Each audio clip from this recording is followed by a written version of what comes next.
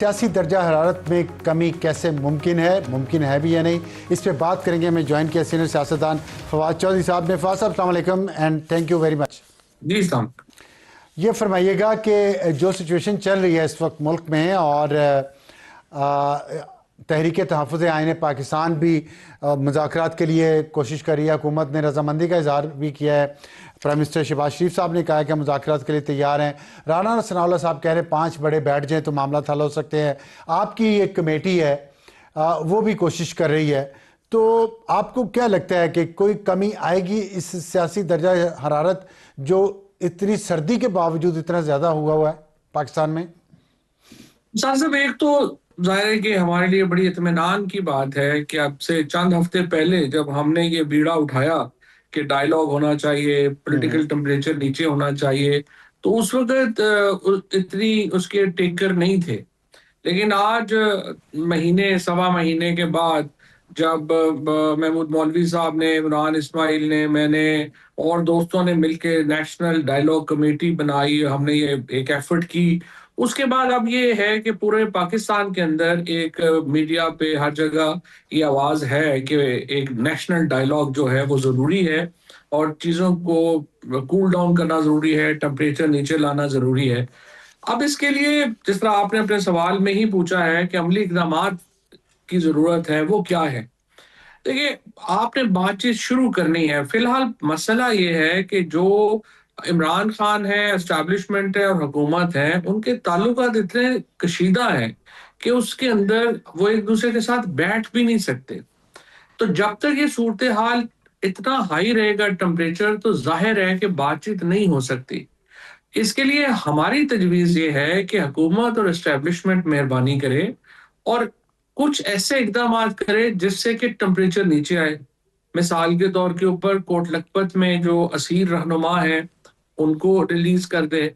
خواتین جو P T I کی ہیں ان کو تھوڑا جو ہے وہ ریلیف ملے.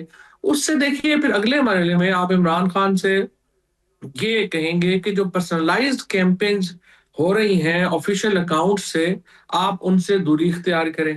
یہ جو 3 اقدامات ہیں یہ بہت اہم ہیں فارمل مذاکرات شروع ہونے سے پہلے، تاکہ جب آپ بات چیت کریں بیٹھیں تو ایک ایسا ماحول ہو جس میں بات چیت ہو سکے.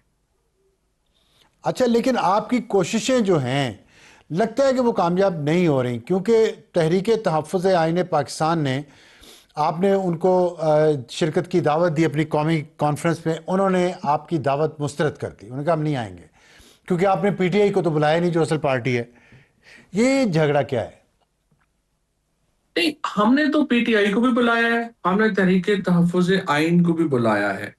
اور لیکن دیکھیے ایک پرابلم یہ ہے کہ ان لوگوں کا ماننا ہے کہ آپ کوٹ لکھپت کے لوگوں کی ریلیز کی بات کیوں کرتے ہیں.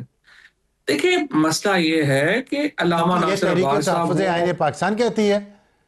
یہ دونوں ہی کا پرابلم ہے. اصل پرابلم ان کا یہ ہے کہ جی آپ ان کی، اچھا، وہ کہتے ہیں کہ کوٹ لکھپت والے وہیں جیل میں ہی رہے، وہ باہر نہ آئیں. میں حیران ہوں. مطلب ایک بڑے سینئر پی ٹی آئی کے رہنما اسپیکر صاحب کے پاس چلے گئے، انہوں نے کہا کہ جی آپ نے یہ جو ملاقات کر کے یہ جو کہہ رہے ہیں کہ کوٹ لکھپت کے لوگوں کو نکال دیں تو یہ تو بڑی غلط ہے، اس طرح تو ہماری تو کوئی اہمیت ہی نہیں رہ جائے گی. یہ جو مصیبت ہے، آپ بتائیے کہ ہم اس سے کیسے مطلب جان چھڑا سکتے ہیں؟ یہ تو ایک عجیب و غریب بات ہے. ہماری مسئلہ اہمیت نہیں یہ رہ ہے، جائے گی، یہ کون سے لوگ کہہ رہے ہیں؟ یہ محمود اچکزئی صاحب کہہ رہے ہیں، علامہ عباس ناصر صاحب نہیں کہہ رہے ہیں، یا پی ٹی آئی کے لیڈرز کہہ رہے ہیں؟ نہیں، پی ٹی آئی کے ایک بڑے سینئر لیڈر نے جا کے یہ کہا. لیکن میں ابھی آپ کو آگے جا کے یہ کہنا چاہتا ہوں کہ مصیبت یہ ہے کہ دیکھیں اس وقت جو پی ٹی آئی کی لیڈرشپ ہے اور جو ان کے سیکرٹری جنرل ہو گئے، صدر ہو گئے، ایک آدھ بندہ اور دو ہو گئے، یہ سیکرٹری انفارمیشن وغیرہ ہو گئے. اسی طرح سے میرا بڑا احترام ہے چکزئی صاحب کا، علامہ ناصر عباس صاحب کا. لیکن ابصار صاحب، آپ میری بات کو، آپ اتنے سالوں سے پالیٹکس کور کرتے ہیں، آپ خود بھی اچھی طرح جانتے ہیں عمران خان ان لوگوں کو نہیں جانتے، نہ یہ عمران خان کو جانتے ہیں. ہمارا جو مدعا ہے، ہم اس لیے کوٹ لکھپت کے دوستوں کو کہہ رہے ہیں کہ ریلیز کریں. اور یہ بات میں نے جو سینئر گورنمنٹ آفیشل سے، ان سے میں نے ملاقات میں بھی یہ بات کہی کہ دیکھیں ایک طرف ایاز صادق صاحب بیٹھے ہیں، رانا ثناء اللہ بیٹھے ہیں، اعظم تارڑ بیٹھے ہیں، اسحاق ڈار صاحب جو ہیں وہ بیٹھے ہیں، تو دوسری طرف کون بیٹھے گا؟ دیکھیے دوسری طرف اگر آپ ایسے لوگوں کے ساتھ بیٹھیں گے جن کو عمران خان نہیں جانتے تو وہ آپ کی بات عمران خان تک کیسے کنوے کریں گے؟ لہٰذا دوسری طرف شاہ محمود قریشی کا بیٹھنا، اعجاز چودھری کا بیٹھنا، محمود الرشید کا بیٹھنا، یاسمین راشد کا بیٹھنا، عمر چیمہ کا بیٹھنا، that brings that comfort for the Imran Khan کے اچھا جن سے مجھے وہ لیکن یہ اوپن بتائیں کہ یہ جو جن لوگوں کا آپ نے ذکر کیا پی ٹی آئی کی سینئر قیادت ہے یہ، اور جیلوں میں ہے، قربانیاں دے رہے ہیں، بہت سالوں سے یہ پی ٹی آئی کے ساتھ ہے، کوئی نئے نئے بھی نہیں آئے، پھر ان کی مخالفت پی ٹی آئی کے لیڈر ہی کیوں کریں گے یا صادق سے جا کے، جن کو وہ بظاہر تو تنقید کرتے ہیں؟ کون لوگ ہیں وہ پی ٹی آئی کے اندر جو ان جیل کے اندر رہنے والوں کی مخالفت کر رہے ہیں کہ ان کو باہر نہ آنے دیں؟ مطلب بہت عجیب بات، بہت عجیب الزام لگایا آپ نے یہ۔ نہیں نہیں عجیب الزام نہیں لگایا بڑی، دیکھیے عمران خان کے باہر آنے سے ان لوگوں کو خطرہ ہے نا۔ عمران خان باہر آتے ہیں، یہ لوگ باہر آتے ہیں، ہم لوگ پارٹی کے اندر آتے ہیں، تو کون فارغ ہوگا؟ یہ موجودہ پی ٹی آئی لیڈرشپ تو فارغ نہیں ہو تو اس جائے کا گی۔ مطلب آپ یہ کہنا چاہ رہے ہیں کہ یہ لوگ عمران خان کو بھی باہر نہیں آنے دینا چاہتے اور لاہور بالکل بھی کوٹ لکھپت والوں کو بھی باہر نہیں آنے دینا چاہتے؟ دیکھیے نا، میں ایک وار اکانومی کریٹ ہو جاتی ہے۔ میں نے عمران خان صاحب سے یہ بات جیل میں کہی کہ آپ کا جو سب سے بڑا مسئلہ یہ ہے کہ اس وقت آپ کی جیل نے ایک وار اکانومی کریٹ کر دی ہے، اور جو لوگ باہر ہیں وہ بالکل نہیں چاہتے کہ آپ باہر آئیں، کیونکہ آپ کے نام کے اوپر یوٹیوب چل رہے ہیں۔ بار بار روز جب میں یہ بات سنتا ہوں کہ جی عمران خان جو ہے وہ ڈٹ گئے ہیں اور وہ تو پوری جو ہے وہ عمر جیل میں گزار دیں گے، وہ باہر نہیں آئیں گے۔ بھئی کیوں باہر نہیں آئیں گے؟